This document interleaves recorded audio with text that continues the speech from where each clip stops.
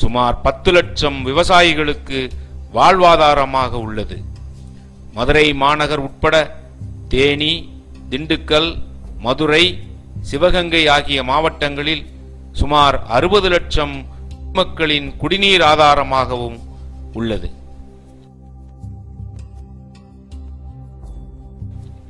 அணை கட்டப்பட்டு 85 ஆண்டுகளாக 1979 வரை எந்த சிக்கலும் இல்லாமல் இயங்கிக் கொண்டு இருந்தது. இந்நிலையில் 1976ஆம் ஆண்டு கேரள அரசு முல்லைப் பெரியாற்றில் இந்த அணைக்கு கீழே 50 கிலோமீட்டர் தொலைவில் கேரள அரசின் மிகப்பெரிய நீர்மின் திட்டமான இடுக்கி அணையினை கட்டியது. இடுக்கி அணை 1200 அடி நீளமும் 555 அடி உயரமும் கொண்ட ஆர்ச் வடிவ அணையாகும். அதன் கொள்ளளவு 70 TMC, அதாவது பெரியாறு அணையைப் போல 7 மடங்கு கொள்ளளவு உடையது. இந்த அணை கட்டி முடிக்கப்பட்ட பின்பு 3 ஆண்டுகளில் 1979 வரை இடுக்கி அணைக்கு எதிர்பார்த்த அளவு நீர்வரத்து இல்லாததால் தேவையான அளவு மின் உற்பத்தியை கேரளாவால் செய்ய இயலவில்லை. எனவே கேரள அரசின் பார்வை முல்லை பெரியாறு அணையின் மேல் விழுந்தது. இதன் தொடர்ச்சியாக கேரளாவின் முதன்மை செய்தி இதழான மலையாள மனோரமா முல்லை பெரியாறு அணைப்பகுதியில் நில அதிர்ச்சி ஏற்பட்டதாகவும் அதனால் அணைக்கு ஆபத்து என்று ஒரு பொய்யான செய்தியை 16/10/1979 அன்று வெளியிட்டு பெரும் புரளியை கிளப்பியது.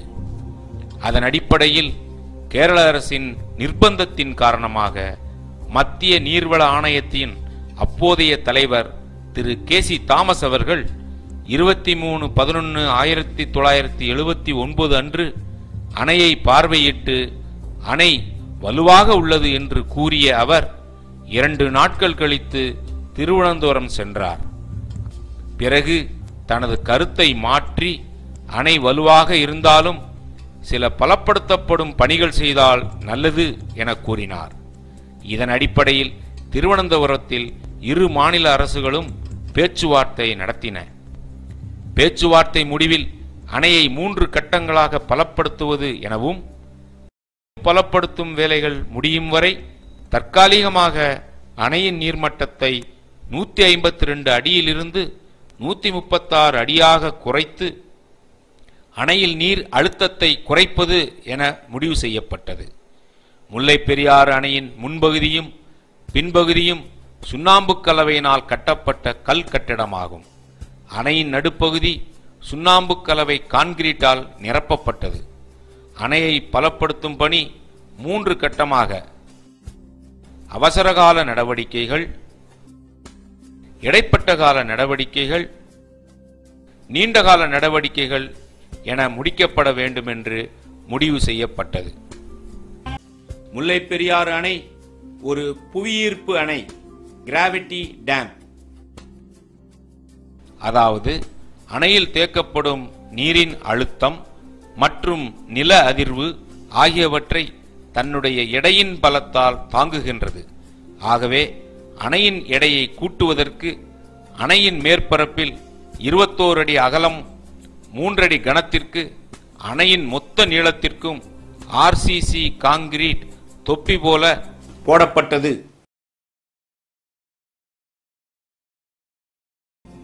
இதன் மூலம் அணையின் எடை மீட்டருக்கு சுமார் 35 டன், அதாவது மொத்த எடை 12,000 டன் அதிகப்படுத்தப்பட்டுள்ளது.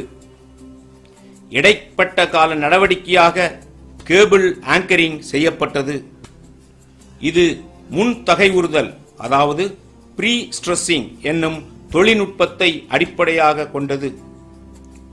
அணையின் மேற்புறம் முன்பக்க சுவரிலிருந்து 5 அடி தள்ளி அணையின் மேலிருந்து கீழே அடித்தள பாறையினுள் சுமார் 30 அடி வரை செங்குத்தாக 4 இன்ச் விட்டமுள்ள துளைகள் இடப்பட்டன.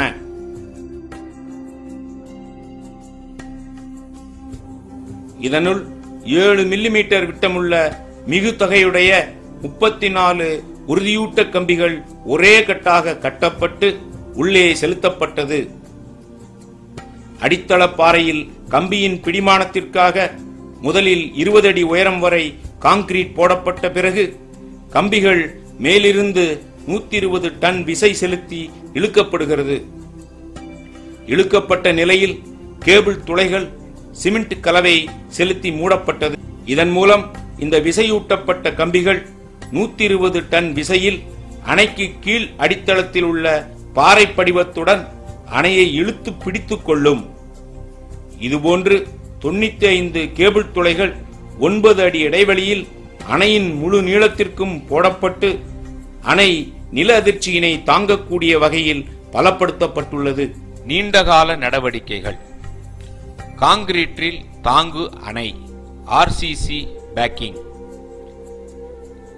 அணையின் பின்புறத்தில் 32 அடி அகலத்தில் அடித்தளத்திற்கு கீழ் 10 அடியில் தொடங்கி அணையின் மேலே 145 அடி வரை காங்கிரீட் தொப்பி பகுதியை உள்ளடக்கி அணையை பின்புறம் தாங்கி பிடித்துக் கொள்ளும் வகையில் உறுதியூட்டப்பட்ட சிமெண்ட் காங்கிரீட் போடப்பட்டுள்ளது. பழைய அணையும் புதிய தாங்கி பிடிக்கும் அணைப்பகுதியும் மிகுந்த தொழில்நுட்ப உத்தியுடன் இணைக்கப்பட்டு ஒரே கட்டுமானம் போல இயங்குமாறு வடிவமைக்கப்பட்டு கட்டப்பட்டு உள்ளது. அணையில் அதிக நீர்க்கசிவு ஏற்பட்டு அணை ஆபத்தான நிலையில் உள்ளது என அடிக்கடி ஓர் புரளியையும் கேரள அரசு பரப்பி வருகின்றது. இது ஒரு பொய்யான செய்தியாகும். அணை பலப்படுத்தப்பட வேண்டும் என மத்திய நீர்வள ஆணையின் பரிந்துரையின்படி அணையில் நீண்டகால பலப்படுத்தும் நடவடிக்கை மேற்கொள்ளும் பொழுது புதிய தொழில்நுட்பத்திற்கு ஏற்ப தாங்கு அணைப்பகுதி கட்டுமானத்தில் 10 அடி மற்றும் 45 அடி மட்டங்களில் 2 வடிகால் சுரங்கங்கள், அதாவது டிரைனேஜ் கேலரிஸ் கட்டப்பட்டுள்ளது. இதன் மூலம் அணையிலிருந்து வெளியேறும் கசிவு நீரின் அளவு தினசரி கணக்கிடப்பட்டு வரப்படுகிறது. இந்த அளவு அணைக்கு அனுமதிக்கப்பட்ட பாதுகாப்பான அளவை விட குறைவு என கண்டறியப்பட்டுள்ளது. மேலும் ஓர் அணையிலிருந்து குறிப்பிட்ட அளவு நீர் கசிவாக வெளியேறினால்தான் அணை பாதுகாப்பாக, ஆரோக்கியமாக, வலிமையாக உள்ளது என அறிவியல் பூர்வமாக உறுதி செய்யப்படுகின்றது. இதுதான் உண்மை நிலை. முல்லை பெரியாறு அணையில் நீர்மட்டம் 152 அடிக்கு மேல் உயரும் பொழுது அணையின் பாதுகாப்பிற்காக உபரி நீரினை வெளியேற்ற 36 அடிக்கு 16 அடி என்ற அளவில் 10 மதகுகள் கொண்ட நீர் வெளிப்போக்கி ஏற்கனவே இருந்தது. இதன் மூலம் வினாடிக்கு 86,000 கனஅடி நீரை வெளியேற்ற முடியும். மேலும் தற்பொழுது மத்திய நீர்வள ஆணையத்தின் பரிந்துரையின்படி கூடுதலாக 36,000 கனஅடி நீரை வெளியேற்றும் வகையில் 40 அடிக்கு 16 அடி என்ற அளவில் 3 நீர்வெளிப்போக்கிகள் புதிதாக அமைக்கப்பட்டன. ஆக தற்சமயம் அணையின் மொத்த நீர் வெளியேற்று திறன் வினாடிக்கு 1,22,000 கன அடி ஆகும். கூடுதல் நீர்ப்போக்கிகள் அமைத்தல் மற்றும் பிரதான அணையை பலப்படுத்துதல் ஆகிய பணிகள் 1981 ஆண்டு ஆரம்பித்து 1994 ஆண்டில் முடிவுற்றது. இதுவரை இப்பணிகளுக்கான மொத்த செலவு ரூபாய் 18 கோடி ஆகும்.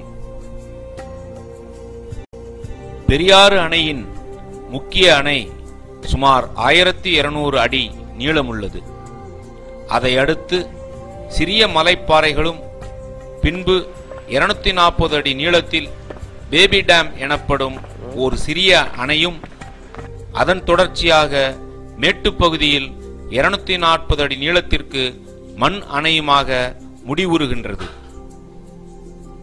அணையில் 112 அடி நீர்மட்டம் உயர்ந்தால்தான் பேபி அணையின் அருகில் தண்ணீர் வரும்.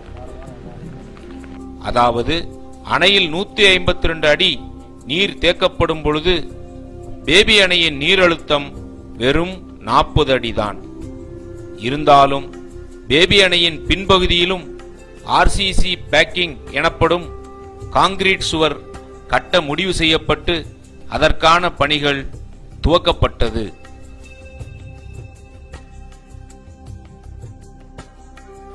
இப்பணியினை முடித்துவிட்டால் அனைத்து பணிகளும் முடிந்து அணையின் நீர்மட்டத்தை முன்பு இருந்த நிலைக்கு, அதாவது 152 அடி மட்டத்திற்கு தமிழக அரசு உயர்த்தி கொள்ளலாம் என்பதால் கேரள அரசு அடாவடியாக கேரள வனத்துறையினரை ஏவி இந்த பணியை செய்ய விடாது தடுத்து